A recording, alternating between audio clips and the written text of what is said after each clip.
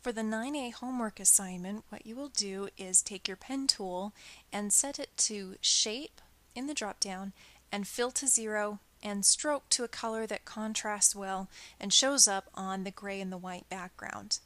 I would suggest putting it at 1 point with a solid line, and then what you will do is zoom in nice and close on each one of these and you will trace each of these shapes. Now your goal is to match the edge of these shapes as closely as you can.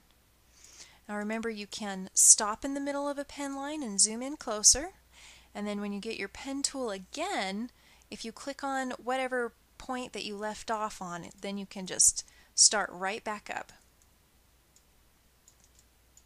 Watch out for these things that have straight lines. Use your shift option to make them perfectly vertical or horizontal. Watch for things that have slightly curved corners and be just meticulous in your detail. So you'll go around each of these shapes. Now I'm not going to finish going around this one, but what I want you to do is finish going around each shape and then make a closed path.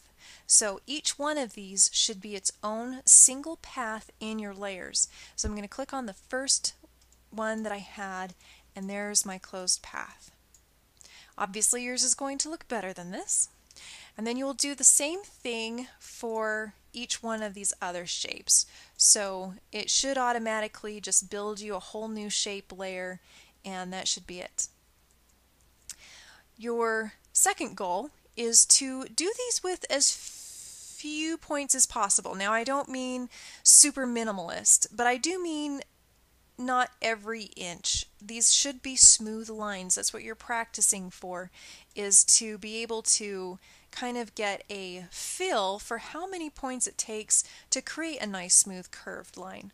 So here I have one in the corner. I'm going to click and drag to curve the next one, and then if I hold down Command I can adjust it. Now I'm just hitting Command Z if I do something that I look at and think, well, that's not quite what I wanted it to look like. And so on around until it makes, again, a closed shape. Do that for each one of the gray objects, and then the boat is slightly different. This is to get you used to the idea that you can create multiple path lines as closed shapes and layer them up like they are separate, like we'd done separate selections and brought things in.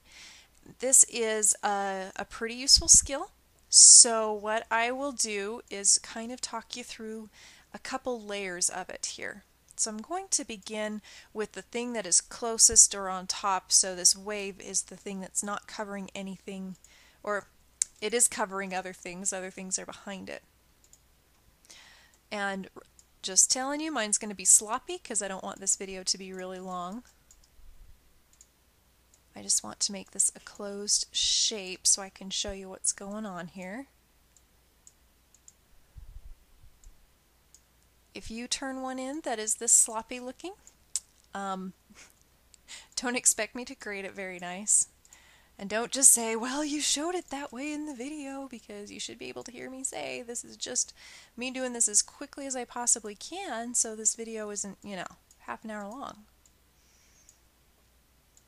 Try and use the command keys if you can. If you really feel like that's beyond you, go to these same tools, the convert point and white direct selection tool over in your toolbox. Alright, so I've completed the shape. Once you've completed a shape, remember you can go and change the properties of the stroke and the fill. This is where I might set my stroke to 0 and my fill to a specific color. So now I have my water shape, and I'm actually going to name this in my layers, but you may do that if you'd like. It will help you keep organized. And then I would move on to kind of the next big shape, and in this case it's the boat. Now you see how it's filling in with color as I click along? That's because I didn't set my fill back to 0, so I'm going to do that right now and put my stroke back on so I can see what I'm doing. And yeah, I know if you've worked in Illustrator before, this might be a little bit frustrating because that pen tool is just a tiny bit more intuitive than this one is, but you'll get used to it. It's good to know how to do both. So there's my second closed shape. In fact, I could go about and do every single one of these as traced objects first, or not traced objects, but go around it with a stroke line and then fill in the shape. So here I managed to click off of my line, so I'm clicking on it in my layers to make sure I'm on the right one. I grab my pen tool, and then when I hold command and click on that area, my pen lines become available again. And then I can just click on the one where I left off and continue that line. Now remember, you actually don't need to have a stroke showing.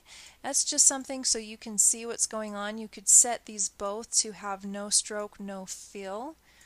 Next week we'll really work with just the path layer and not worry so much about shape layers. Once we've done these, I believe I can even select several at once to change their properties. So here I have those 3 window shapes, and I can change the fill, and there it is. Alright, so let's see, where's this one? I'm going to command click on it with my move tool. There's the boat shape. Fill that in. I think I'll change my stroke to 0. You know what, that should probably be a different color than my water. You don't have to stick with the same colors as the original boat, but you should make them at least visibly different. And then once you've built your layers, make sure they're in the right order so that it appears like the same thing.